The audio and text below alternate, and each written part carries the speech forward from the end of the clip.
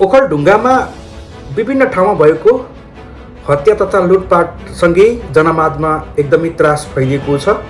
त्यो सँगसँगै त्यहाँका जनताले चाहिँ हत्या गर्ने हत्यारालाई खोजेर कटाभन्दा कारबाही गर्नु र सकेसम्म उनीहरूलाई पनि मृत्युदण्डको सजाय होस् भन्ने माग गरेर आक्रोशित हुनुभएको छ।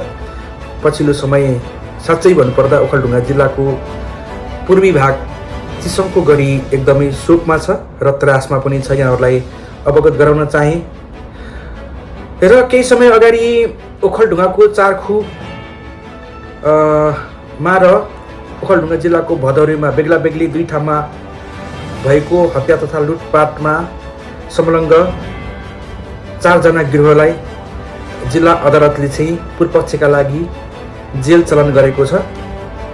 जिल्ला प्रहरी कार्यालय ओखलढुङ्गाका अनुसार चारखुमा एकल महिला र भदौरे मगर दम्पतिको हत्या गरी लुटपाट गर्ने 4 जनालाई कारागार चलन गरिएको हो। गएको असोज 26 गते रत्नकुमारी कार्की कटुवाल र पुस 15 मा मगर दम्पतिको विवशपूर्ण हत्या गरेर लुटपाट गरिएको थियो। त्यस अनुसार उनीहरूलाई चाहिँ कर्तव्य ज्यान मुद्दा डाका चोरीको मुद्दामा चाहिँ कारागार चलन गरिएको भन्ने जिल्ला प्रहरी कार्यालयबाट जानकारी प्राप्त भएको छ। जसमा चिसङको गढी गाउँपालिका वडा नम्बर 3 दियाले भनिन्छ, दियाले बस्ने वर्ष 28 का मिलन भन्ने सङ्गम राई छन्।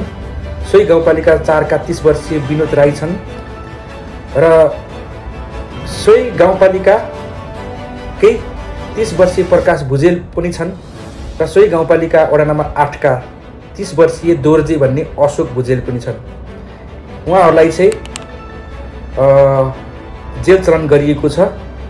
जनताहरूको माग अब आउने फागुन 21 गतेको चुनावले राम्रो प्रतिनिधित्व गर्ने प्रतिनिधि पायो भने कानुन चाहिँ ज्यानको बदला ज्यानै भन्ने माग छ। यो माग यहाँहरूलाई कस्तो लाग्यो पक्कै पनि कमेन्ट गर्नुहोला र यदि फलो गर्नुभएको छैन भने फलो गरेर सब्सक्राइब गरेर साथ दिनुहोला। अनि यो पछिल्लो घटनाको अनुसन्धान भइरहेको छ। यसको विषयमा पनि मैले जाने बुझेसम्म खबर भएसम्म यहाँहरूमा खबर ल्याउनेछु। धन्यवाद।